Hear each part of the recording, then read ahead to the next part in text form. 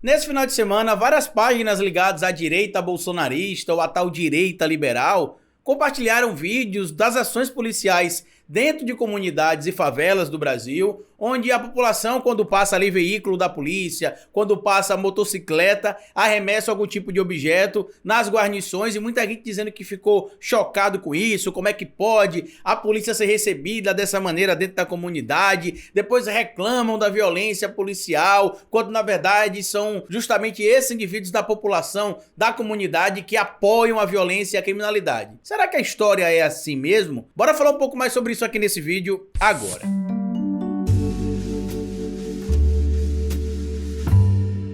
Pois bem, meu povo, antes de seguir esse vídeo, eu queria pedir a você que deixasse like no começo do vídeo, se puder colaborar também com o nosso trabalho, seja membro, apoiador e acesse a nossa loja virtual que tá no ar de novo. O Gabriel tá mostrando pra vocês aí imagens dela. Você pode comprar as camisas que ainda estão na promoção por R$ 29,90. Pra zerar o estoque, a gente ainda não zerou o estoque, e você pode acessar ela no link que está na descrição do vídeo. Hoje eu quero falar com vocês aqui sobre alguns vídeos que têm viralizado aí, vocês já devem ter visto, né, de perseguição policial, quando um policial entra numa comunidade de favela, em especial na cidade de São Paulo, acontece sempre arremesso de pedra ou objetos nas viaturas ou nas motocicletas que entram à comunidade perseguindo ali um suspeito. E aí muita gente tem dito nessas postagens que é um absurdo, como é que a comunidade recebe a polícia daquele jeito, sendo que a polícia está ali para proteger o cidadão, e quando chega lá, ao invés de fazer o dever da população, que era em tese dar suporte à polícia, que é a autoridade, né, em tese ali, eles acabam ficando do lado do bandido ou do suspeito. E aí eu fui tentar entender um pouco mais, mesmo já sabendo os motivos, fui entender um pouco mais pesquisando artigos científicos e pesquisas que trazem conta, por exemplo, do porquê que a polícia tem essa rejeição na comunidade. A gente viu agora o caso mais específico que aconteceu em Minas Gerais, com o Marcos Vinícius, né, que foi morto na região metropolitana de Belo Horizonte com 3 tiros a queima-roupa. As imagens mostram lá, por exemplo, o indivíduo indo para trás da viatura com o policial, e chega lá, a vítima acaba sendo alvejada com 3 disparos. Para poder justificar, de certo modo, a postura beligerante de parte da polícia lá de Minas Gerais, a comunicadora ali, a responsável de comunicações da Polícia Militar de Minas Gerais, a Relações Públicas, vamos chamar assim, a Laila Brunelli, disse que na verdade não teve nenhum excesso por parte da polícia e que o vídeo está cortado e que não dá para ter nenhum tipo de conclusão. Para mim, que não preciso nem de uma perícia, tá claro ali que o indivíduo, assim que levou a vítima para trás da viatura, efetuou os 3 disparos. Ela alega que teve uma tentativa de reação dele ali e por conta disso o indivíduo acabou sendo alvejado com 3 disparos a queima-roupa, inclusive um na cabeça, tá? Segundo informações compartilhadas por vários portais. Então foi uma execução sumária. E outro ponto importante é que tentaram levantar a ficha criminal do Marcos Vinícius para poder justificar o crime cometido contra ele. Não, ele tem várias passagens na polícia por tráfico, por isso, por aquilo. Só que o papel do julgamento cabe à autoridade jurídica e não a um policial civil ou um policial militar, que tem por determinação legal a função de prender o indivíduo em conduta delitosa. Só que no caso especificamente de Minas Gerais, aparentemente o buraco é mais embaixo. Por quê? Porque foram 3 execuções sumárias em cerca de 2 semanas, e segundo a população da região metropolitana lá de Contagem, onde aconteceu esse crime contra o Marcos Vinícius, essa situação que tem acontecido com a polícia estaria relacionado a uma suposta falta de pagamento de propina por parte de traficantes de drogas do bairro, a guarnição ou a guarnições da Polícia Militar de Minas Gerais. Eu vou ler para vocês aqui também alguns dados, por exemplo, que eu pesquisei aqui no Fórum Brasileiro de Segurança Pública, algumas informações também da ONG Human Rights Watch, que mostra ali para vocês entenderem um pouco de como é que no Brasil, como diz a música muito famosa aí, né, a carne mais barata do mercado é a carne negra. A gente consegue entender por que essa situação toda chama atenção. Só para vocês terem noção, por exemplo, de junho de 2020 a abril de 2021, um ano ali mais ou menos da determinação do STF em suspender operações policiais no Rio de Janeiro, o que acabou acontecendo nos 2 primeiros meses ali entre julho e setembro, né, julho, agosto e setembro, foi uma redução grande, uma redução drástica na taxa de homicídio nas comunidades do Rio de Janeiro, que chegava ali em uma média, por exemplo, de 90 homicídios aproximadamente, 90 mortes em média, caiu para 37,5. Só que isso foi no período ali de junho a setembro, aproximadamente 2, 3 meses. A partir dali, a polícia ignorou a determinação do STF de não promover ações policiais dentro das comunidades do Rio de Janeiro durante o período da pandemia da Covid-19. E aí, meu amigo, literalmente tocou o terror, como a gente costuma chamar aqui, ó. Somente nesse período aí, que foi de junho de 2020 a abril de 2021, cerca de 800 pessoas foram mortas em comunidade do Rio de Janeiro. Aí você vai dizer, não, Carlito, mas aí foi bandido que morreu em troca de tiro com a polícia e tudo mais. Na verdade, não. Você tem um caso, por exemplo, de Maiara Oliveira, que foi atingida por um tiro fechando o portão na porta de casa. Você tem um caso, por exemplo, de Rebeca, de 7 anos de idade. Tem um caso de Emily Vitória, de 4 anos de idade. Tem um caso da grávida também, que não chocou ninguém, né? Muita gente se pergunta aí por que que a violência não choca mais. E a gente se pergunta a mesma coisa, por que que a violência não choca mais. E tem um caso da grávida, que foi baleada também, a Kathleen Romeu, que foi morta dentro da favela, tá? Por um tiro de bala perdida. E aí, quando você vai analisar os dados também do Fórum de Segurança Pública, outra situação chama bastante atenção. Por quê? Porque quando você pega os dados ali para poder analisar como é que se dão ali as mortes em relação ao público preto no Brasil, na análise ali dos dados, é assustador. Por quê? Porque de acordo com os dados que levam em consideração 100 mil habitantes, homicídio por 100 mil habitantes, 76% dos homicídios ocorridos a cada 100 mil habitantes são com pessoas pretas. E isso para poder derrubar aquela narrativa de gente burra, mau caráter e que apoia o fascista que está no poder normalmente, que não, as pessoas pretas são mortas em maioria porque ela tem a maior parte da população. Não, as pessoas pretas são presas porque ela também são a maior parte da população. Só que esse percentual da maior parte que você chama chega a ser entre 1 e 3% a mais, dependendo do censo e do período ali que foi feita a pesquisa. Então não tem essa proporcionalidade. Só para vocês terem noção, um jovem preto em comparação a um jovem branco tem de 3 a 4 vezes mais chances de ser morto de forma violenta do que um jovem branco. Ou seja, no Brasil, só em você ser preto, você já corre risco de vida. Tem uma música que o Racionais MC tem, chamada A Vida é Desafio. Normalmente quem canta ela ali é o Ed Rock, com participação de algumas pessoas às vezes ali. E a introdução da música é feita pelo Mano Brown. E ele disse que quando ele era criança, a mãe dele falava pra ele sempre uma coisa repetida: filho, por você ser preto, você tem de ser 2 vezes melhor. Por quê? Porque o preto no Brasil, ele já nasce estigmatizado. Ele já nasce sobre a tutela ali de que ele tá no meio do crime, de que ele tá na comunidade porque ele é bandido, e não porque ele é colocado em uma situação de marginalidade, não porque são excluídas as oportunidades que precisam ser dadas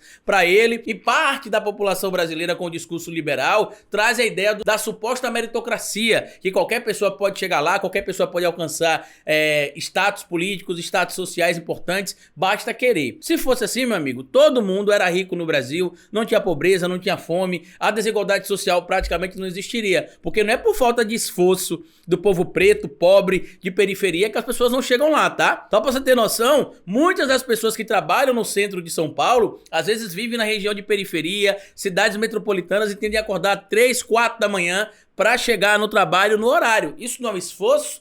Isso não é um objetivo ali, buscando um bem maior? Vocês que falam tanto da meritocracia, e por que essa pessoa não tem a mesma oportunidade, por exemplo, que o cara que trabalha no centro também, só que é branco, tem um salário melhor, mora em um endereço melhor? Por que ele não tem a mesma oportunidade se meramente estaria aí atrelada à situação da meritocracia? Outro ponto importante que a gente precisa trazer para essa discussão aqui é a ligação que existe entre violência policial e as comunidades de periferia. Como é que a população vai abraçar a polícia em uma comunidade se quando a polícia entra na comunidade é para matar, é para agredir, é para violentar, é para buscar dinheiro do tráfico de drogas que ele alega que vai combater, mas na verdade vai lá de certo modo fomentar? Ah, Carlito, então você está dizendo que é certa a atitude da população em se mostrar ali agressiva com a polícia? Não, não está certa nem a atitude da população e nem a atitude da polícia. Mas imagina aqui, se você estivesse em casa, por exemplo, na sua casa. Você está na sua casa e aí um dia vem um policial e mata seu vizinho. No outro dia vem um policial e mata o vizinho da frente. No outro dia vem outra guarnição e mata o dono da mercearia da esquina. O que é que você vai ficar esperando? Você vai ficar esperando que em algum momento o policial vai entrar na sua casa, além de roubar, como aconteceu recentemente, né? Roubar caixa de som, roubar videogame, roubar perfume, como aconteceu no Rio de Janeiro. O que vai acabar acontecendo é ele entrar na sua casa e matar você. O índice, inclusive, de pessoas mortas dentro de casa é elevadíssimo no Rio de Janeiro em especial. Então a gente precisa passar por um processo de humanização da polícia. A polícia precisa entender que nem todo mundo que mora na comunidade é bandido. Que quando chegar lá pra fazer o trabalho dela, se fizer o trabalho bem feito, se não for pra lá esculachar ninguém, se não for pra lá tratar as pessoas como cachorro, como animal, executar às vezes a sangue frio, como aconteceu em Contagem, como aconteceu com 800 vidas nas favelas do Rio de Janeiro, por exemplo, como aconteceu no Jacarezinho, mas era tudo traficante de droga, era tudo bandido. Nem todo mundo era envolvido com crime. E mesmo aqueles que eram envolvidos com crime precisam passar por um processo de julgamento justo, até porque a lei é categórica. Todo mundo tem direito à presunção da inocência, direito ao contraditório e ampla defesa. Carlito, mas ia demorar muito, então você tem que trabalhar para solicitar mudança no ordenamento jurídico brasileiro. Não criar um código de Hammurabi nos moldes dos anos 2022. Por quê? Porque nessa narrativa criada por parte da polícia, por exemplo, se um policial entra na favela e executa o criminoso, em tese a pena dele, porque ele cometeu um crime, também seria a execução. E a gente viraria um código de Hammurabi, olho por olho, dente por dente. E não é isso que a gente defende. A sociedade civil organizada criou códigos e leis para poder punir condutas criminosas justamente para impedir que essa situação de violência aconteça. A gente quando entra no supermercado, por exemplo, eu falo porque eu já fui abordado no supermercado. Muita gente fala assim, cara, que você é muito mais claro nos vídeos, porque você tem um tom de pele um pouco mais escuro. Pois é, porque as luzes estão aqui em cima de mim, ó. E quem entra no supermercado com um tom de pele um pouco mais escuro, eu tava falando ontem com um amigo querido, né, o Marcelo Seba, inclusive recomendo a vocês que assistam o filme dele, tá disponível na Star Plus, chamada Fedro. É incrível, né, pra quem gosta de literatura, pra quem gosta de temas reflexivos, inclusive pra entender a situação atual do Brasil, assistam lá, é bem importante. Eu não tô ganhando nada pra divulgar o filme, porque o filme é muito bom mesmo. Eu até já gravei vídeos aqui com a camisa do filme que ele mandou de presente pra mim. E eu tava falando com ele que eu, quando era adolescente, entre 12, 13, 14 anos ali, eu não sabia a diferença direito de preto, branco e pardo. Eu achava mais que o pardo era branco do que o pardo era mais próximo do preto. Até o dia eu entrar no supermercado e basicamente tá numa seção onde tinha um objeto aberto no chão e estava eu e um amigo preto e outro primo preto. E aí eu entendi que na verdade eu não era mais próximo de quem era branco. Eu era mais próximo de quem era preto. Por isso que o pardo está dentro do tronco étnico preto. Então por isso que hoje quando alguém me pergunta, você é de que etnia? Eu sou preto. Porque quando é para ser abordado pela polícia, porque quando é para ser suspeito dentro de um supermercado, a pessoa não olha e fala, esse pardo aí, ele não é suspeito, porque o tom de pele dele é um pouquinho mais claro. Então a gente só entende às vezes essas situações quando passa, pelo menos no meu caso foi assim. Para eu poder ter esse amadurecimento de entender o meu local de pertencimento, foi por conta disso. Eu vou deixar para vocês aqui várias informações que eu pesquisei, para que o vídeo não fique muito grande, eu não vou ter como ler todos aqui. Dessa vez hoje eu vou abrir mão, tá? Eu tava falando que eu gosto de ler tudo nos vídeos, mas dessa vez eu vou abrir mão de ler, porque são muitos artigos. Tem um artigo aqui que eu vou deixar para vocês publicado na Esquielo, que chama-se Violência, Crime e Polícia. O que os favelados dizem quando falam desses temas. Aí vocês vão ver aqui, por exemplo, depoimentos de pessoas que vivem na favela, né, que foram ouvidos aqui pelos autores do artigo, Luiz Antônio Machado da Silva e Amácia Pereira Leite. Fala como é que é a postura da polícia quando entra na comunidade, como é que a comunidade vê a polícia, para vocês entenderem o porquê que existe essa situação belicosa também dentro da comunidade em relação à polícia. Vou deixar para vocês também aqui o acesso do Fórum Brasileiro de Segurança Pública, para vocês confirmarem as informações que eu trouxe aqui sobre óbitos de pessoas pretas, mulheres pretas, por exemplo, tudo que envolve a cor preta no Brasil como grupo étnico, sempre você vai ter vários dados atrelados à violência e a atos graves ali por conta da cor, basicamente. Até o público LGBTQIA+, que o Brasil tem o maior número de mortos do mundo, o Brasil é o país que mais mata LGBTQIAP+ no mundo. Quando você vai fazer a pesquisa, em várias edições, a população LGBTQIAP+ preta é a que é mais violentada, assim como acontece com a população feminina preta também é a que mais é violentada e por aí vai. Então, meu amigo, a violência policial, infelizmente, faz parte da realidade do indivíduo que está na periferia. Ele não enxerga a polícia como alguém que entrou lá pra proteger ele. Ele enxerga a polícia como alguém que entrou lá pra matar ele. Carlito, mas tem várias imagens que mostram o cara roubando a moto, entrando na comunidade e os caras jogando pedra na polícia pra impedir. Se o cara roubou a moto, o indivíduo não sabe que a moto foi roubada. Ele só tá vendo a polícia perseguindo algum morador da comunidade. É isso que ele sabe. E como eles estão acostumados a ver diariamente policiais entrarem lá, matar pessoas que não têm ligação com o crime às vezes, ou que até têm ligação com o crime, mas que deveria passar por um processo de julgamento justo, se condenado, ser condenado e cumprir a pena, se absolvido, tentar se reestabelecer socialmente ali, o que eles fazem é uma atitude natural. Ou vocês acham que é normal em um cálculo que se faz por óbitos a cada 100 mil brasileiros no Brasil, por 100 mil habitantes, 76%, quase 77% na verdade, que é 76,7% desses óbitos serem de pessoas pretas? Vocês acham que isso é normal? Existe o genocídio policial brasileiro contra a população preta. E o que me deixa triste, de certo modo, é que a polícia do Brasil também é que mais morre, justamente por conta da própria violência. Tanto que agora em São Paulo, com a utilização das câmeras nas roupas dos policiais, houve-se uma redução de homicídios de policiais, houve-se uma redução de homicídios de criminosos também, ou de suspeitos, né? Por quê? Porque quando você tem a conduta correta, as coisas funcionam.